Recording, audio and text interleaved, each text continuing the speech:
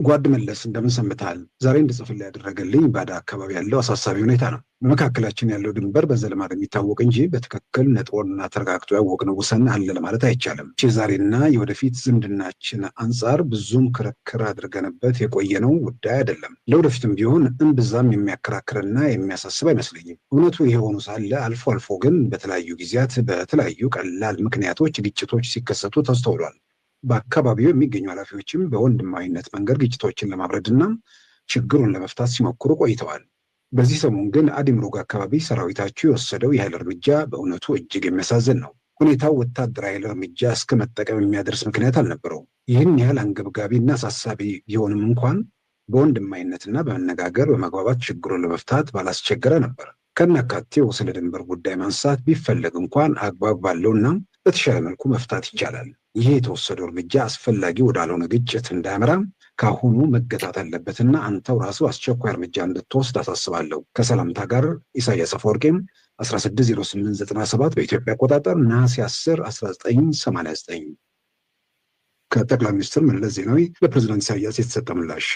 እንዴት ሰነበትክ? የጻፍካትን ደብዳቤ ተመልክቻለሁ። በድንበር አካባቢ ያለው ሁኔታ ጥሩ እንዳልሆነ እኔም ሰምቼ ነበር እና የማነ የመጡ ጊዜም ከነ ተወልደ ጋር እንደተነጋገሩበት አውቃለሁ። የባዳ አካባቢ ችግር ይፈጠራል የሚል ግምት አልነበረኝም። ምክንያቱም ጓዶቻችን የያዙትን ስፍራ ከዚህ ቀደም የሚያጋጭ ስላልነበረና ወደፊትም ችግር በሚከሰትባቸው አካባቢዎች አስቀድሞ የመግባባቱ አስፈላጊነት ስለታየን ነው። የኦጎጎሞ ወይንም አርዶ ፍርዝራዦች በአካባቢው የፈጠርነውን ሰላም እያደፈረሱብን ስለነበር እነርሱን ለማባረር ተንቀሳቅሰናል። በተረፈ የወሰን ጉዳይን በተመለከተ ቀደም ሲል እነ ተወልደ የደረሱበት ስምምነት ስላለ እሱን መሰረት በማድረግ ሁኔታውን ማርገብ እንዳለብን ይሰማኛል። ምናልባት ደግሞ ወሰን የመከለሉ ጉዳይ በሁለታችንም በኩል ዝግጅት ተደርጎበት ወደ አንድ መቋጫ መድረስ ያስፈልግ ይሆናል።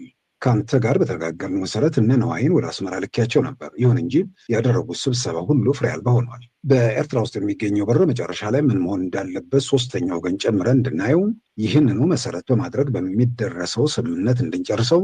ይህ እስኪሆን ግን የገንዘብ ቅያሪ መቆየት ስለማይችል የአፈጻጸም ሂደቱንና ገንዘብ ቅያሪ በኋላም ሊኖር ስለሚገባው የንግድ አፈጻጸም እነ ነዋይ እንዲጨርሱ ከአንተ ጋር በተነጋገርነው መሰረት ነበር የላኳቸው። በእነ ብርሃነ በኩል የተሰጣቸው መልስ ግን ኤርትራ ውስጥ ያለውን ብር ሳናውቅ ወይም ደግሞ ጉዳዩ በአገር ደረጃ ከመውጣቱና ከመገለጹ በፊት ስለ ገንዘብ ቅያሪ ሂደትና ዝርዝር አገባብ ለመነጋገር አንችልም የሚል ነው። በዚህም ምክንያት ምንም አይነት እልባት ላይ ሳይደርሱ ተመልሰዋል። ከገንዘብ ለውጡ በኋላ ሶስተኛ ወገን ጨምረን የምንወስነው ውሳኔም ሆነ አስቀድመን የምናደርገው ውሳኔ ልዩነት አይኖረውም። ዞረን ዞረን በመግባባት የምንፈታው ጉዳይ ነው። ስምምነታችን የፈለገው ደረጃ ላይ ድረስ ሁለታችንም እንደምንተገብረው የሚያጠራጥር ነገር የለም።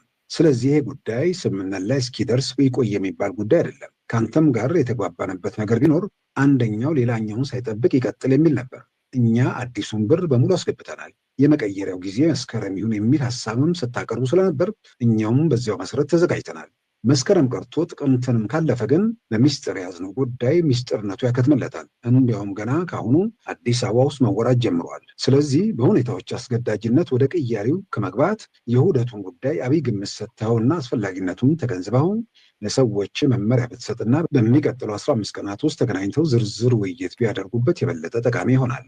አዲሱን ብር በሙሉ ስላስገባ ነውና ወሬውም እየተናፈሰ በመሆኑ በጥቅምት ወር መጀመሪያ ላይ ለፓርላማው ልንገልጽና ቀጥሎ ወደ ቅያሬው ልንገባ አስበናል። ስለዚህ በአንድ ላይ ተዋህደን እንድንሰራ አንድ ነገር ወስኑና እነ ብርሃነ ተገናኝተው ይጨርሱት መልካም ነው። ተገናኝተው ይጨርሱት የምትል ከሆነ ወዲያውኑ አስታውቀኝና እነ ነዋይን እልካቸዋለሁ። በንግዱ በኩልም እኛ ከሁሉም ሀገራት ጋር በኤልሲ ነው የምናካሄደው። አንተም እንደምታውቀው ከአይኤምኤፍም ጋር ብዙ የሚያለያየን ነገር ይሄ ጉዳይ ነው። ከፕሬዝዳንት ኢሳያስ ለጠቅላይ ሚኒስትር መለስ ለሁለተኛ ጊዜ የተጻፈው ደብዳቤ ደግሞ እንዲህ ይነበባል።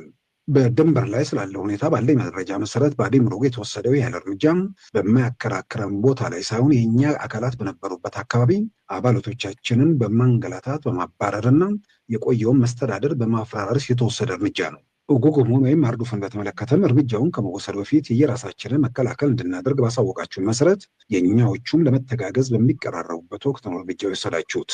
በባድመ አካባቢ የተወሰደው እርምጃ ከዚያ ተለየ አይደለም። ቀደም ሲል እንዳሳወቅኩ የአይነቱ የኃይል እርምጃ አስፈላጊ አይደለም። ሁኔታውን በቶሎ ለመቆጣጠርና ለወደፊቱም አመቺ እንዲሆን ለማድረግ በእኛ በኩል ወዲ ኤፍሬም መከላከያ ሚኒስትሩን ማለታቸው ነው የማነና ወዲ ካሳ ጉዳዩን እንዲከታተሉ አስበናል። ስለዚህ በእናንተም በኩል ተመሳሳይ ወይም የተሻለ የምትሉትን መፍትሄ የሚያቀርቡ ሰዎች ምረጥና በአስቸኳይ ተገናኝተን ለችግሩ እልባት ያብጁለት የሚል አስተያየት አለኝ። እናም ሀሳብህን ግለጽልኝ።